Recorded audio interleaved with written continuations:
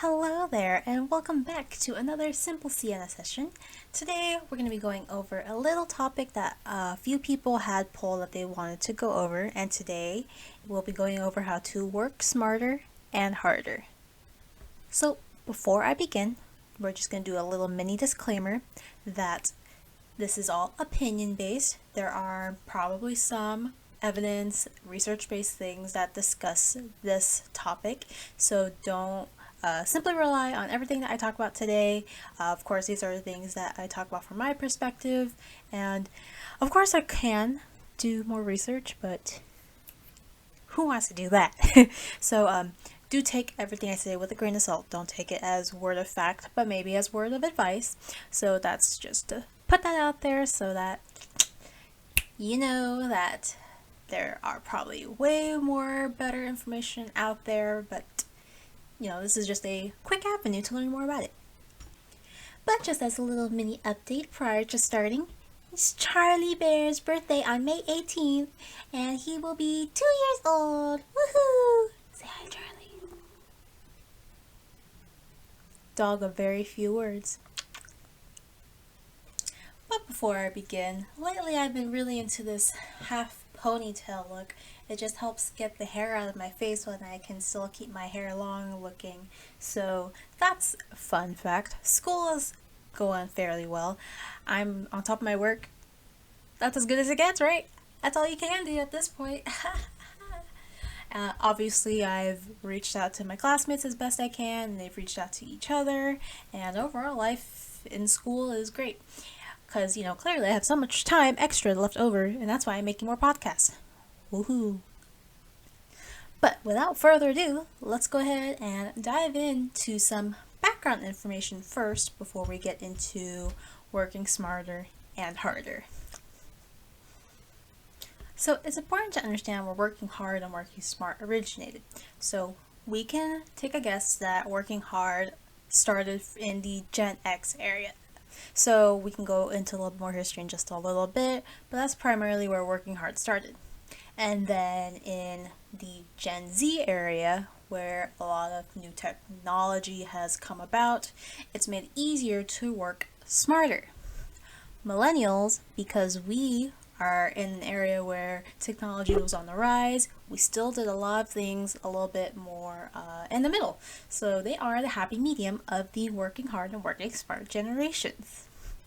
So to simply define working hard, I have notes right here. Working hard is basically means you are putting in maximum effort to get your work done.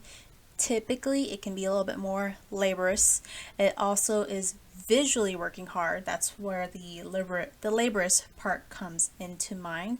And oftentimes, it can also be correlated with being strong physically and mentally. Oftentimes, working hard can also be a little bit more time consuming because, again, it takes a little bit more extra time to get things done. Working smart, on the other hand, is a little bit of the opposite. It's typically with minimal effort. Typically, working smart also involves finding shortcuts to get the work done. It is also a lot more efficient, requires less time to get the same work done in a short amount of time. Oftentimes it can be seen as lazy because you're not putting in the actual physical labor, much like working hard, and oftentimes it's very methodical, requires a lot more brain work, and definitely not as labor intensive. However, the perks of both is that you have to be able to incorporate working hard components and working smart components together so that way you can have maximum efficiency. And overall, it also creates a well-balanced environment in terms of how much work you're doing, how much work you're not doing, being able to get the results you need in a short amount of time, and things like that. So really, working smart and working hard are the key to being successful because you literally need everything. Now, I wanted to go over these things first because I think it's important to define how these things originated so that way when we talk about how you can better work smart and hard in every parts of your life, all of the things I've talked about make sense to you. So right now we're going to go over some things that I believe have helped me to work smart and hard, and hopefully you can also incorporate it into your life as well. So the first thing you want to do in order to work harder, and smarter is to understand time as an important concept. So understand everyone has 24 hours a day. Everyone is given the amount of time to do work as best they need to. Now, obviously, things take time to do anything, and sometimes even allowing just 10 minutes to do a small task builds up over time and eventually can even lead to better and greater results. There is this theory called the metamorphosis effect, stating that basically all the little things you're doing now are basically going to add up and evolve into something even greater at the end. So even though everyone does have the 24 hours a day in their life to do something, it's all about how you choose to make that time worth it, and then that's how you can begin working smarter and harder. The second component of being able to working smarter and harder is multitasking. Now, I know a lot of people can't multitask because simply they want to be able to focus in on one thing, and I totally get that. It's important to definitely focus on the one project you're working on versus juggling a billion projects at the same time. What I mean by multitasking is being able to do numerous things at once that basically work together. For example, let's say you need to cook your meal, but you have homework to do. Well, one way you can maximize your cooking is by cooking meals that require maybe some marinating time, or using a crock pot, or baking something. And in the meantime, while those things are going on, you can also fill in that time gap of doing some reading, some homework, or even doing some cleaning. So it's all about being able to, again, use the time that you have to do something and being able to put things in together so that way you're making the most of the time that you have.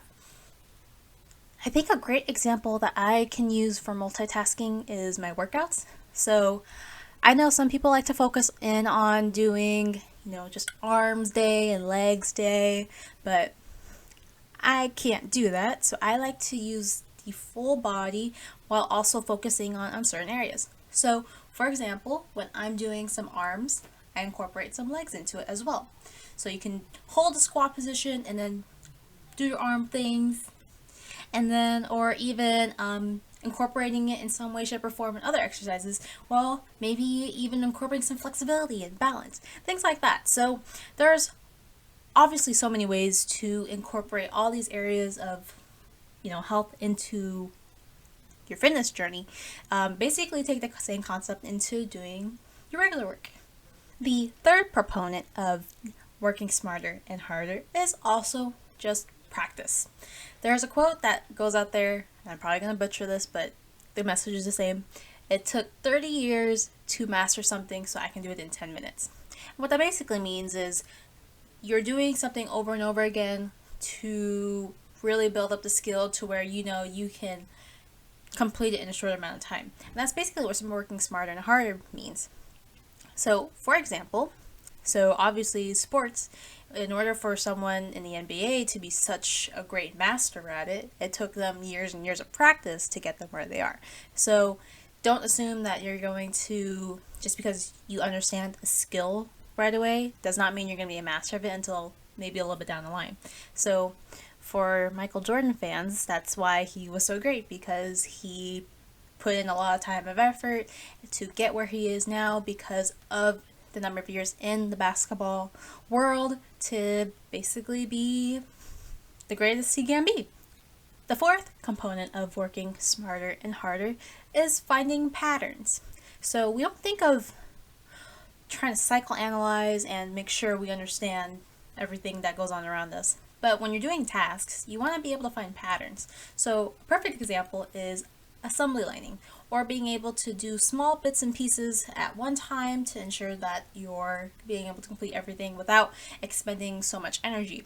So for example, stacking papers, making brochures, things like of that nature, instead of doing it one by one, making stacks, complete stacks at a time. If you take a whole set of paper, lay it out to where you need your certain information and material, then you continue to make stacks and stacks and stacks. So that way you're basically maximizing your ability to do the work and finding a pattern in it too. Obviously there are a lot more ways to find patterns in your work, but hopefully that makes some sense. The fifth thing of working smarter and harder is repetition. So there's the idea of muscle memory or building a routine and building habits. And there is a lot of truth to that. Obviously, the more time you're doing something, you're building it into a routine. You get so very used to it and you're learning how to build it into your brain. So that way you know how the steps go. One way of repetition is, obviously, the best way I can give it is exercise. So the more exercise you're doing, the more certain repetitions and sets that you're doing, obviously your mind, it gets a little bit more accustomed to it, so it's not as confusing, and then you learn to master it eventually as well. The sixth component of working smarter and harder is understanding your strengths and weaknesses. So a lot of the time, a lot of people like to focus on what they're good at, and totally, by all means, flex your strengths. If you know what you're doing, show the world you know what you're doing. However, sometimes you only have so much time to focus on certain things. It's important to focus on the areas you're not as strong in. So the weaknesses, the things you don't know. For example, the best way I can put this is when you're practicing music. So in band, they always talk about, oh, make sure you understand this piece before you come to rehearsals the next day. So what are you going to practice? The things you don't know? The runs you know? Well, obviously, if you already know something, you may want to try and focus on something you are struggling with. And part of the reason is because you want to be able to eventually take that weakness and turn it into a strength. Because that's how strengths become strengths, right? Because they are weaknesses first and then become strengths later on. So basically, you want to focus on the areas you don't know, and this can be applied to anything. Studying, for example, nursing school. Focus on the things you don't know too well, and then eventually take time into getting to understand it, getting to know it, and then being able to explain it so that way it's all locked in here. The seventh way of being able to work smarter and harder is using your brain power. So obviously you need the little huff and gruff to be able to physically do something. However, being able to methodically think how to execute a plan is also important, because what's a plan if you can't execute it? So for example, if you're planning a project for your group mates or doing things for other people, or basically even for yourself, trying to set up a schedule, it's basically pointless if you can't use your brain to tell yourself to do it, because then at that point it's a waste of a plan. So make sure that you are being able to encourage yourself to do things, be smart about it, and use your brain. The eighth component of working smarter and harder is obviously technology. So again, the purpose of technology is to make things easier in your life. However, it should not replace a lot of things in your life either. So right now, obviously, the beauty of technology is that we've been able to use it to communicate, socialize, and interact with everyone, especially during these hard times right now. But if you're using technology for, let's say, work and school and everything like that, you can also use those to your advantage as well. So, for example, you will be very surprised at people who don't know what Control-C, Control-V, Control-A, all of those shortcut keys can do for you. So, don't get me wrong, there are some people that do, but if you're the person that likes to right click and press cut, copy, paste, wait till you know that you can Control-C, Control-V anytime. Control-Z to undo, Control-Y to redo, Control-A, Control-W, Control 1, 2, and 3 to go into different tabs, things like that. So technology is there to make things easier for you. But again, it does take a little bit of brain power to be able to get there. The ninth component of being able to work smarter and harder is also being people-oriented. Now, I'm not saying you have to be a complete extrovert and put yourself out there and be the most social kind of person ever. No, that's totally not what I mean. What I'm saying is it's important to understand others so that way you can understand their strengths and weaknesses as well. Basically, everything I said from now till then till now, you basically want to incorporate that into your work as well. So for example, let's say you're a leader of a group. You know that person A, B, and C are really good at this kind of skill, but person D, E, and F may be kind of struggling with it. So basically, as a leader, you want to be able to use your group's strengths and weaknesses to their advantage and to your advantage as well, because that's basically what it is. You don't want to, again, assume that they do or do not know. This is why being people-oriented, having those social skills is very important. It makes you a little bit more competent, also makes you a lot more relatable, also makes you human. So that's why being people-oriented is also very smart and great in being able to work smarter and harder. You're able to understand people's strengths and weaknesses, use them to what you need to do, and again, I hope that you're not just taking advantage of people, because that's evil, but being able to understand them, and hopefully you build better relationships as well, because being able to work smart and hard, you can't just do it alone. You need friends. And obviously, when it comes to being smart and hard, a lot of the times it can be accidental. Sometimes you don't purposely try to be working smart and hard. Sometimes it just comes accidentally.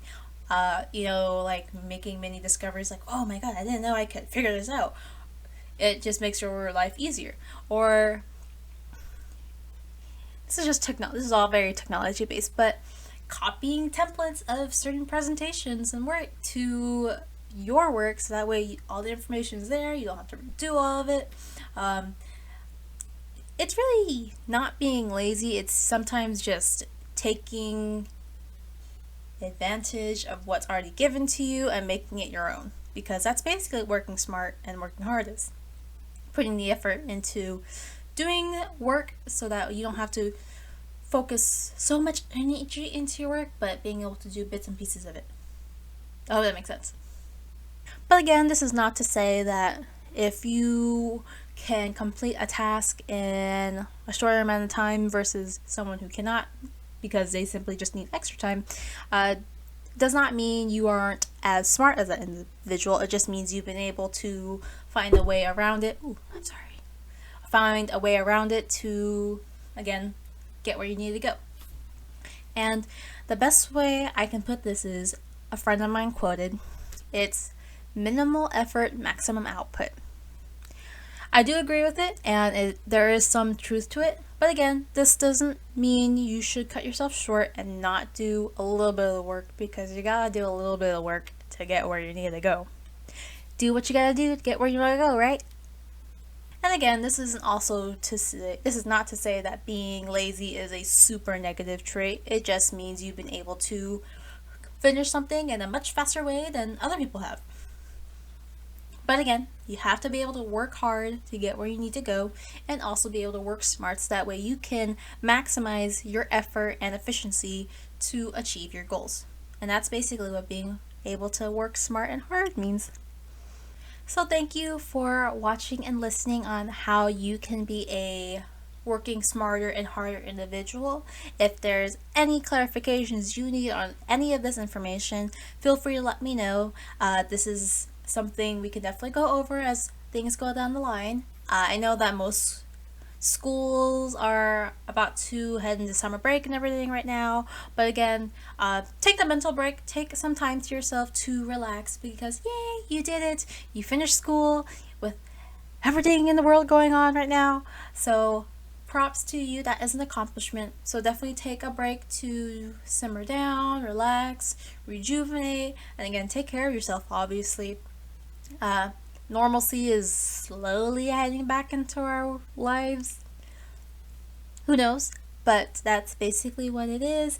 So again, thank you all for watching. I hope you enjoyed, and I hope you enjoy the rest of your week. Thank you.